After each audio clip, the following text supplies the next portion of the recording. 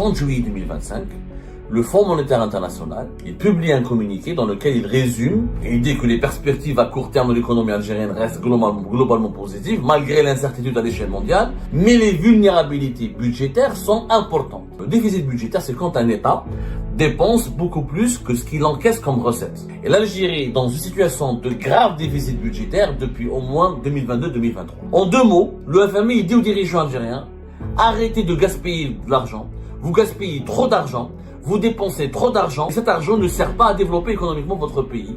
Et si vous continuez comme ça, vous allez subir des chocs extérieurs importants face auxquels vous ne serez pas préparé. Financièrement, vous êtes trop fragile. Vous dépensez trop d'argent sans créer des richesses. C'est ça la conséquence. Donc la dette interne, elle est plus dangereuse que la dette externe. Parce que la dette externe, c'est pas un problème. Elle est en dollars, ou là en euros, ou là en yens, ou là en yuan, avec la monnaie des pays qui te prêtent de l'argent. Aujourd'hui, paradoxalement, comme nous n'avons pas une dette externe, nous avons un déficit budgétaire plus élevé, nous avons une dette interne élevée, elle est plus grave pour nous. On ressent les effets de la misère sociale, parce que l'Algérien aujourd'hui, le FMI, il dit clairement aux dirigeants algériens, arrêtez de dépenser de l'argent, vous allez le regretter à l'avenir. Le 30 juillet 2025, le Fonds monétaire international, il publie un communiqué dans lequel il résume, parce que le Fonds monétaire international, il fait des rapports et des communiqués. Le Fonds monétaire international, durant une période bien précise, quelquefois chaque trimestre, chaque semestre, il envoie une mission composée de plusieurs économistes qui travaillent pour le Fonds monétaire international pour faire ce qu'on appelle une mission de consultation. C'est une mission de consultation au titre de l'article 4. C'est très technique. On va pas s'attarder sur le volet technique. C'est un dispositif qui permet au FMI de se rendre dans tous les pays du monde qui sont membres du FMI. Quasiment tous les pays du monde sont membres du FMI. Et il fait des consultations avec les membres du gouvernement de ce pays-là pour donner une évaluation de la situation économique et financière de ce pays. Donc, c'est un rapport qui évalue la situation économique, les points forts, les points faibles, les risques et les atouts, les perspectives négatives et les perspectives positives. Dans le cas de l'Algérie, le FMI n'a pas publié encore le rapport qui résume parce que le rapport, il y a le communiqué de presse. Ensuite, il y a un rapport qui résumera l'ensemble des travaux qui ont été rédigés par les membres de cette mission qui s'est rendue en Algérie pour faire des consultations avec le gouvernement algérien. Ça rentre dans le cadre de la surveillance exercée par le FMI. Le FMI surveille l'économie mondiale, il surveille les évolutions des économies du pays, du monde entier, pour tirer la sonnette d'alarme, ou pour aider les pays en difficulté, ou pour prévenir les pays qui risquent d'aller vers de grandes difficultés économiques. Dans le communiqué du FMI, il parle donc des points positifs, et il dit que les perspectives à court terme de l'économie algérienne restent globalement positives, malgré l'incertitude à l'échelle mondiale, mais les vulnérabilités budgétaires sont importantes. Il y a un passage le plus inquiétant, c'est en ce qui concerne le déficit budgétaire. Qu'est-ce que c'est que le déficit budgétaire? On l'a expliqué 1000 fois, nous on fait de la pédagogie, c'est important. Le déficit budgétaire, c'est quand un État dépense beaucoup plus que ce qu'il encaisse comme recettes. Quand les dépenses de l'État sont plus élevées que les recettes de l'État, on est dans une situation de déficit budgétaire. Et l'Algérie est dans une situation de grave déficit budgétaire depuis au moins 2022-2023. Mais on reviendra là-dessus techniquement dans un petit moment. D'abord, qu'est-ce que le FMI a dit? Le FMI prévient. Les perspectives économiques sont exposées à plusieurs risques en Algérie, principalement dû à la volatilité des prix des hydrocarbures. Dans un contexte de politique commerciale instable et de tensions géopolitiques, il y a des déficits budgétaires persistants qui mettent en péril la viabilité de la dette et renforcent l'interdépendance financière entre l'État, les entreprises publiques et les banques publiques. Toutefois, les perspectives économiques à moyen terme s'amélioreraient en conditionnel, c'est des réformes de diversification de l'économie qui étaient soutenues.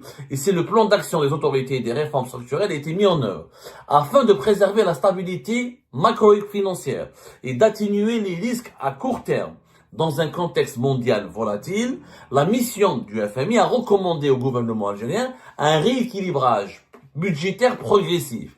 Mais il doit être mis en œuvre dans les meilleurs délais. Ce rééquilibrage permettra de freiner l'augmentation des besoins de financement dû au déficit élevé et à la chute des cours des hydrocarbures, ce qui contribuera à réduire la vulnérabilité, à reconstituer des marges budgétaires et à stabiliser la dette publique à moyen terme. La politique monétaire doit rester guidée par la conjoncture économique et fermement centrée sur son objectif d'inflation, tout en surveillant étroitement l'évolution du secteur financier. Une plus grande flexibilité du taux de change renforcera la capacité de l'économie à absorber les chocs extérieurs dans un contexte de volatilité accrue dans les cours des hydrocarbures et l'incertitude à l'échelle mondiale. Et ce passage du FMI, de l'analyse du communiqué du FMI, a suscité beaucoup de polémiques au sein des économistes algériens, mais malheureusement les dirigeants algériens n'en parlent pas, parce que c'est un langage technique, mais on va le résumer. En 2 mots, le FMI dit aux dirigeants algériens: arrêtez de gaspiller de l'argent, vous gaspillez trop d'argent, vous dépensez trop d'argent, et cet argent ne sert pas à développer économiquement votre pays. Et si vous continuez comme ça, vous allez subir des chocs extérieurs importants, face auxquels vous ne serez pas préparé, parce que financièrement, vous êtes trop fragile. Vous dépensez trop d'argent sans créer des richesses. L'État algérien dépense énormément trop d'argent sans créer des richesses. C'est ce que l'Algérie part. Et nous-mêmes, nous l'avons dit, nous n'avons pas cessé de le dire depuis 3 ans. Alors, qu'est-ce qui s'est passé en termes de chiffres? En 2023, le déficit budgétaire de l'Algérie a été de 27,5 milliards de dollars. Les chiffres sont très importants. En 2023, on était à un déficit budgétaire. La différence entre les dépenses de l'État et les recettes de l'État en Algérie était de 27 de l'équivalent. On parle en dollars, parce que le dinar, c'est des chiffres à 3 à 4 longueurs. Il faut une calculatrice scientifique. Pour simplifier, pour que tout le monde puisse comprendre, on parle de l'équivalent en dollars. L'équivalent du déficit budgétaire de l'Algérie, de l'État algérien en 2023, était de 27,5 milliards de dollars. Ça, c'est le déficit. Il devait être uniquement, il devait rester dans les environs de 27 à 30 milliards de dollars en 2024. Ce qui n'a pas été le cas. Puisque chaque année, l'actuel gouvernement, l'actuel État algérien dirigé par Abdelmajid Tebboune, ne cesse d'augmenter ses dépenses. L'État algérien, depuis 2022 et 2023, dépense plus de 100 milliards de dollars. 2023, plus de 100 milliards de dollars. 2024, plus de 112, 113 milliards de dollars. 2025, plus de 126 milliards de dollars. Et à chaque fois que l'État algérien fait un budget, dans le cadre de la loi de finances, où il dit je vais dépenser telle somme, en réalité, il dépasse toujours. Quand il dit que je vais dépenser 126, en réalité, il va dépasser les 130 milliards de dollars à la fin de l'année 2025. Quand il a dit que je vais dépenser que 102, 103 en 2023, il a pratiquement atteint les 110. Quand il a dit qu'en 2024, on va dépenser 113 milliards de dollars, en réalité, il a dépassé les 115 milliards de dollars. Sauf que les budgets de l'État algérien n'ont jamais augmenté de façon aussi significative. Jamais l'État algérien a dépensé autant d'argent. Jamais depuis l'indépendance du pays. Ni Bouteflika, ni Chedli, ni Zerouel. Vous ne pouvez pas dépenser. L'Algérie était dans une situation financière catastrophique dans les années 90. Ni Boumedine. Personne n'a eu dépensé autant d'argent que le régime Tebboune. La conséquence, c'est quoi? C'est quand tu dépenses trop d'argent et tu n'en gagnes pas assez. Parce que la logique économique voudrait quoi? Que tu gagnes de l'argent pour pouvoir le dépenser. Alors l'Algérie dépense beaucoup plus que ce qu'elle gagne. L'État algérien dépense beaucoup plus qu'il gagne. Le déficit budgétaire, il est à plus de 61 milliards de dollars en 2024. En 2025. Il est de 61,7 milliards de dollars. C'est énorme. On est passé de 23, même pas 25 milliards de dollars en 2023 à 61,7 milliards de dollars. C'est énorme. C'est énorme, c'est énorme. Ça veut dire quoi en termes de chiffres? Parce que les Algériens, on leur explique pas pourquoi en 2024, ce déficit budgétaire était de plus de 40 milliards de dollars. En 2025, il dépasse les 60 milliards de dollars. C'est-à-dire que chaque année, le déficit en Algérie est en train d'augmenter d'une moyenne de 15 à 20 milliards de dollars.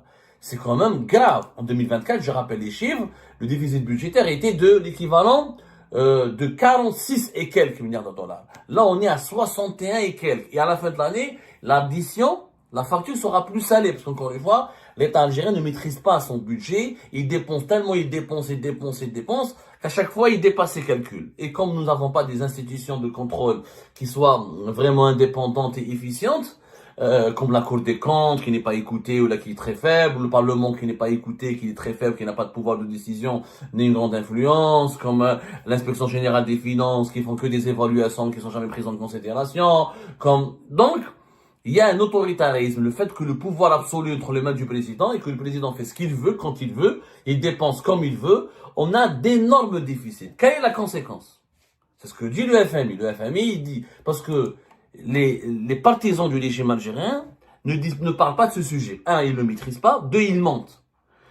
Quand ils maîtrisent, ils mentent. Ils disent quoi? Ne vous inquiétez pas, c'est pas de la dette extérieure.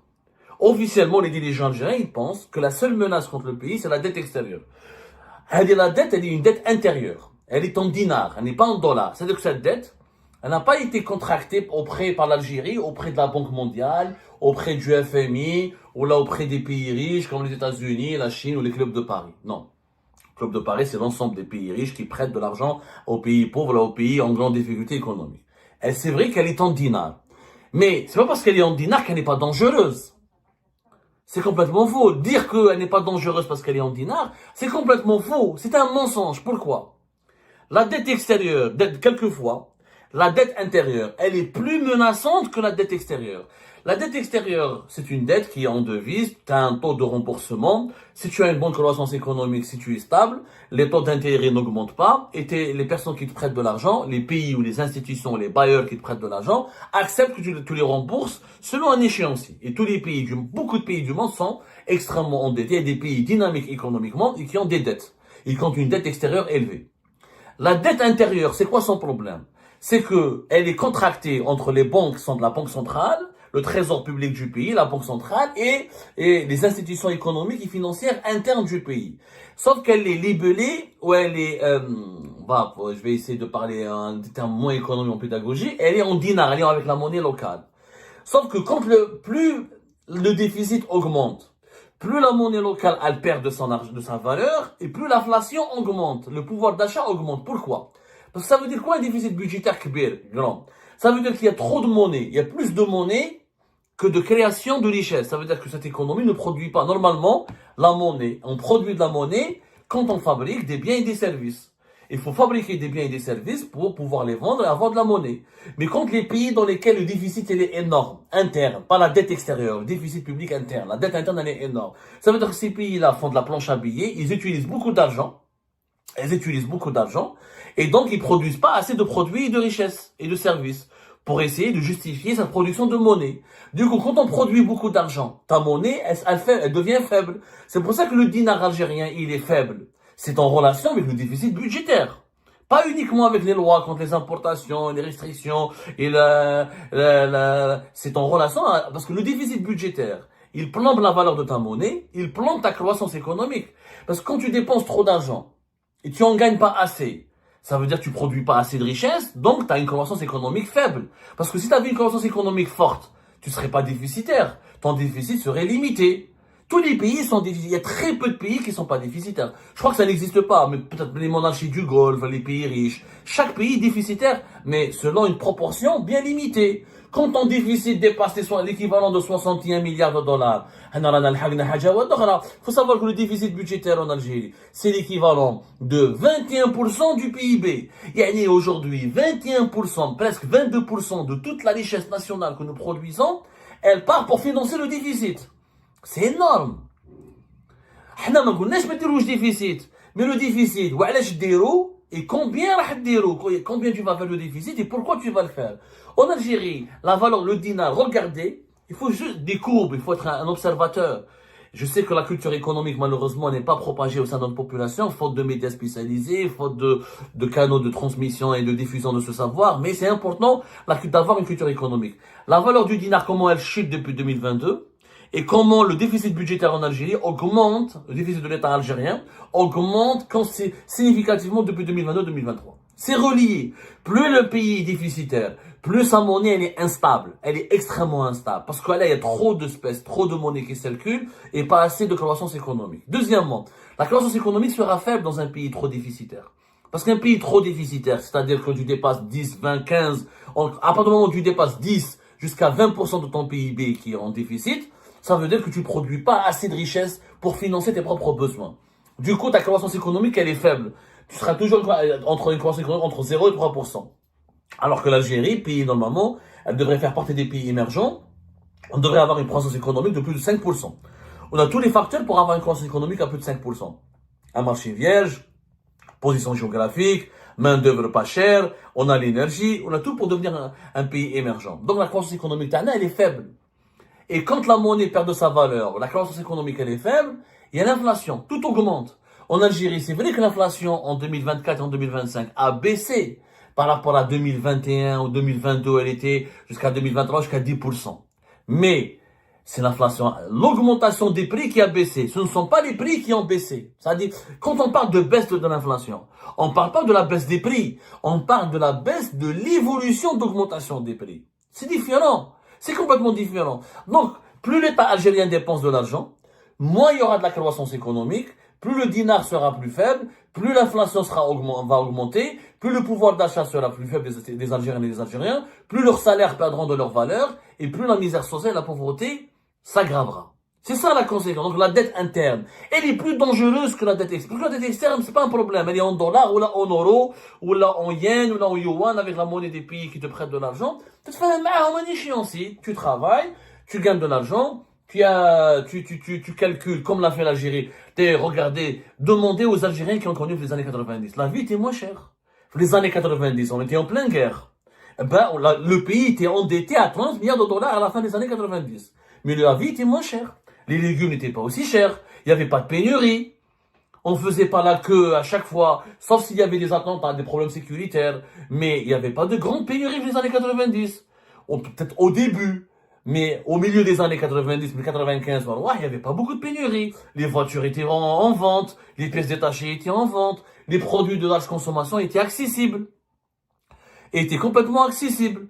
Donc on a vraiment... on n'a pas senti les années 90 une grande précarité sociale. Il y avait l'économie était déréglée à cause de la guerre. Les terroristes incendiaient les zones industrielles, il y avait des menaces contre l'économie. Mais le pays était à l'abri d'une grande misère sociale. Aujourd'hui, paradoxalement, comme nous n'avons pas une dette externe, nous avons un déficit budgétaire plus élevé, nous avons une dette interne élevée, elle est plus grave pour nous. On ressent les effets de la misère sociale. Parce que l'Algérien aujourd'hui, son salaire de 4 millions. Avec un salaire de 4 millions dans les années 90, tu pouvais vivre. Avec un salaire de 4 millions aujourd'hui en 2025, tu peux rien faire. Ni aller au restaurant, ni acheter ce que tu veux, ni acheter... Tout est cher. Parce que la monnaie a perdu de sa valeur. Parce que la croissance économique, elle est faible. D'ailleurs, les pays qui sont déficitaires. Pourquoi tu fais du déficit? Parce que quand on parle avec les partisans du régime algérien, ils vont dire, ah mais Abdou, tu exagères, le Japon elle est déficitaire. C'est vrai, la France elle est déficitaire, c'est vrai. Sauf que les pays, les grands pays, les États-Unis est déficitaire, c'est vrai. Sauf ces pays-là sont déficitaires comment? Et pourquoi? Ils sont déficitaires parce que d'abord, ils produisent une monnaie qui est forte, qui est le dollar et l'euro. Quand ta monnaie s'appelle l'euro et le dollar, tu peux te permettre d'être déficitaire. Pourquoi? Parce que les pays étrangers ont besoin de ta monnaie pour faire le commerce international. On a besoin de dollars et de l'euro. Donc la France ou là, les États-Unis peuvent se permettre de rester déficitaires. Il n'y a aucun problème. Le Japon est déficitaire. Donc c'est à l'aise, ils se permettent d'être déficitaires. Parce qu'ils produisent l'euro et le dollar. Quoi qu'il arrive, on va acheter leur monnaie. Oui, et les pays et la dette, en réalité le déficit de l'État français ou des États-Unis, elle n'est pas interne. Une partie de la dette française, elle est détenue par des étrangers. Donc c'est une dette externe. Une partie de la dette américaine, elle est détenue par les étrangers, les Chinois, les Japonais par exemple. Donc c'est une dette aussi externe. Notre dette, elle est profondément interne. Elle est faite qu'en dinars. Elle est détenue que par la Banque centrale, le Trésor public et les institutions économiques internes. Et cela signifie quoi? Cela signifie qu'au lieu de financer notre développement, au lieu de construire une nouvelle ville, au lieu de construire TGV, au lieu de doter le pays d'une nouvelle, d'une deuxième, troisième autoroute, au lieu de faire un grand mégaport, au lieu de faire un grand méga aéroport, on est en train d'utiliser cet argent pour autre chose, pour financer le déficit de l'État. Et que fait l'État algérien avec cet argent? Augmenter les salaires des fonctionnaires, augmenter le budget du ministère de la Défense, augmenter le budget du ministère du gouvernement, augmenter le budget de la présidence, recruter plus de policiers, plus de gens. C'est pas de l'argent qui part vers l'économie. La France et les États-Unis sont déficitaires. Pourquoi? Parce qu'ils financent des services publics, ils financent leurs entreprises, ils financent le pouvoir d'achat de leurs citoyens. On finance les transferts sociaux, on finance les aides sociales, mais surtout on finance les fonctionnaires, on finance le train de vie de l'État. C'est l'État algérien qui vit extrêmement au-dessus de ses moyens. Et c'est dangereux pour l'économie de l'Algérie. Ça plombe son développement. Pourquoi? Et que dit le FMI? Au Lyon, on arrive à gérer cette dette interne parce qu'on a encore des réserves de change d'une soixantaine de milliards de dollars, ce qui est rien. 14 mois. C'est quoi 14 mois d'autonomie pour un pays de presque 50 millions d'habitants? C'est rien du tout. Et c'est parce qu'on a encore du pétrole et du gaz à vendre. Mais si le prix du pétrole chute encore, et si les prix du gaz chutent encore, et si les prix des hydrocarbures chutent, et si le marché mondial va se dérégler encore, et d'ici 2030, tous les chiffres le disent, le pétrole et le gaz, c'est pas des énergies renouvelables. On a une population qui augmente. On va dépasser la barre des 50 millions d'habitants bientôt. Donc, notre capacité à exporter le pétrole et le gaz va diminuer. Et nos revenus en devises vont diminuer. Comment tu vas soutenir la dette interne? Parce que nous, qu'est-ce qu'on fait? On dévalue la monnaie du dinar, on utilise les devises du pétrole et du gaz pour acheter ce qui est essentiel à l'étranger, pour se couvrir nos principaux besoins, et tout le reste, on convertit en dinars pour assurer le fonctionnement du pays.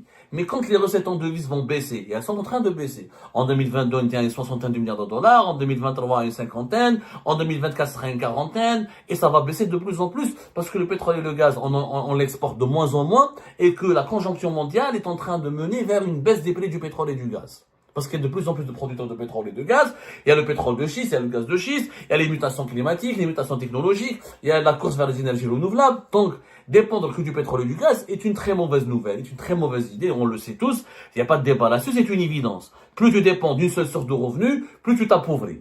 Soit le pétrole, le gaz, le charbon ou autre chose. Surtout cette source de revenus concerne des énergies fossiles qui sont épuisables. Donc, le FMI, il dit clairement aux dirigeants algériens, arrêtez de dépenser de l'argent, vous allez le regretter à l'avenir. Vous allez le regretter à l'avenir. Qu'est-ce qu'il faut faire? Il faut arrêter cette politique, cette spirale de dépenses publiques. Il faut qu'on dépense de l'argent pour ce qui est essentiel. D'abord l'économie, d'abord les projets économiques. Il faut mettre de l'argent public dans les projets qui vont créer de l'argent ensuite. Mais j'ai mis dans les fonctionnaires, l'armée, les gendarmes, les policiers, les juges, la présidente, mais elles, ils ne créent pas des richesses. Ces gens-là bouffent les richesses. La mise en garde du FMI, elle est extrêmement sérieuse. Elle est sévère, mais elle est sérieuse. Si on ne l'écoute pas, je peux vous assurer qu'on va le regretter. On va le regretter amèrement dans les 2-3 années à venir.